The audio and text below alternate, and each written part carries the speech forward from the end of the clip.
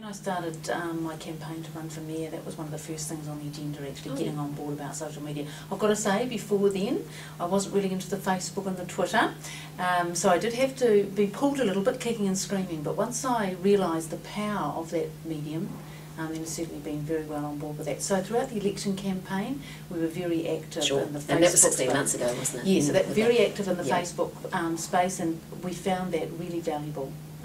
To use that, because it was an instant way of communicating with people about what the issues were, what I was saying during the campaign, and events of where I was going to be.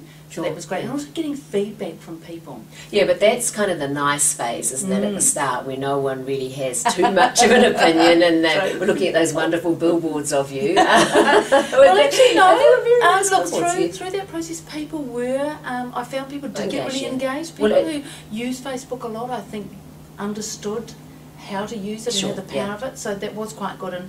And so the election campaign... Is it the right demographic that we're using that, do you think? Well, that's a comment I would make, because a number of the election candidates did use Facebook. Sure. And, you know, I think on reflection, I'm not sure whether that made a difference in the end to how the votes turned out. Sure. I think it did influence a certain segment of the society, but I think there were other factors in the election campaign that enabled it to be successful. I think the billboards was one of those. Now, since being the mayor, I've maintained my Facebook page, so I have two Facebook pages now. So I have a personal one, which is about my life, my own life, and then there is the mayor Facebook page, and I use that frequently. I found that very, very valuable.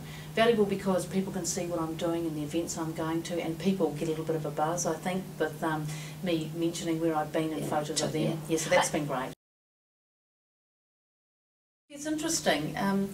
I think there is still a large portion of the public who are not on Facebook or who don't even enter into that forum, and I can see that in my job, because I get a lot of letters, handwritten letters, and typed letters still, and clearly I'm responding in that old way.